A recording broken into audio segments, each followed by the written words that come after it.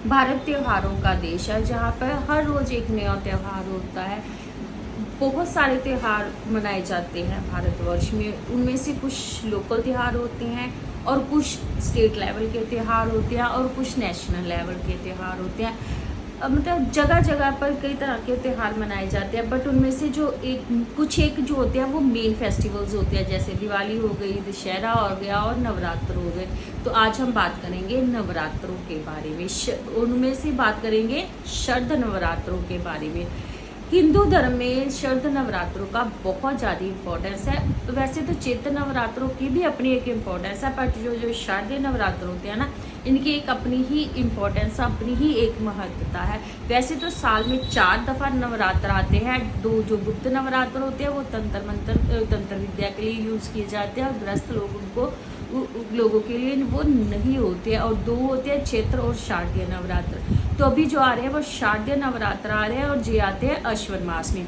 तो इनका एक अलग ही इम्पोर्टेंस होती है। चाहे ये फेमस है दुर्गा पूजा के लिए, ये फेमस है डांडिया के लिए, और ये फेमस है आस्था के लिए, धर्म के लिए और दुर्गा माँ के 9 रूपों की पूजा के लिए।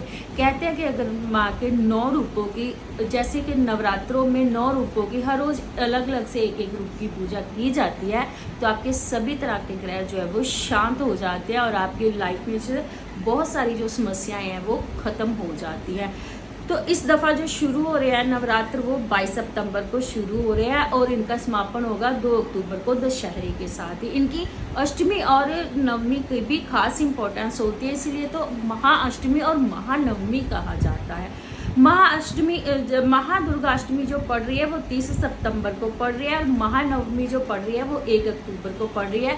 और समापन, जैसे कि मैंने अभी बताया था, नवरात्र का समापन होगा 2 अक्टूबर दशमी जाने के दशहरे के साथ। तो इनकी एक इम्पोर्टेंस है। इनको देवी पक्ष भी कहा जाता है। इसका यूज़ हम शक्ति साधना, व्रत, मंत्र जाप के इस दौरान किया जाता है, उनका हमें कई गुना ज़्यादा फल मिलता है। ग्रह नक्षत्रों की स्थिति इतनी स्ट्रांग होती है, इतनी शुभ होती है कि सही उपाय करने से जीवन की सभी रुकावटें जो है वो दूर हो जाती हैं आपकी। ज्योतिषीय दृष्टि से भी इसके कुछ लाभ होते हैं, जैसे कि करियर व धन संबंधी बाधाओं का समाधान, विवाह में आ रही रुकावटें जो होती है वो कम होती है और नेगेटिव ऊर्जा से हमारी रक्षा होती है। जीवन में सुख, समृद्धि और आत्मविश्वास बढ़ता है। तो ये आज हम बताते हैं कि आपको शारदीय नवरात्र में क्या करना है जिससे कि आपको उसके पॉजिटिव इफेक्ट्स मिले, पॉजिटिव रिजल्ट्स मिले।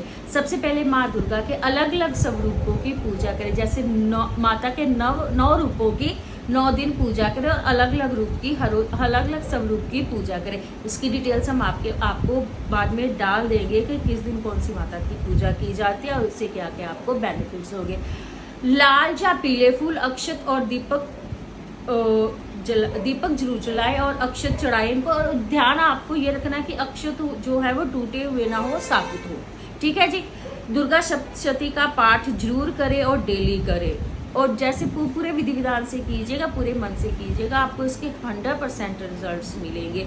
घर में पॉजिटिविटी बनाए रखिए, कला क्लेश से थोड़ा दूर रखिए। कोशिश कीजिएगा इन बिटवीन घर में शांति बनी रहे, कोई झगड़ा, कोई कला क्लेश या किसी भी तरह की नेगेटिविटी का घर में कोई ऐसा इफेक्ट ना आए, तो घर में पॉजिटिविटी बनाकर रखिएगा। इस शारदीय नवरात्र जानिए अपनी कुंडली के अनुसार विशेष उपाय। तो अगर आपको जानने हैं तो हमसे संपर्क कीजिए। ऑनलाइन भी आप कांटेक्ट कर सकते हैं।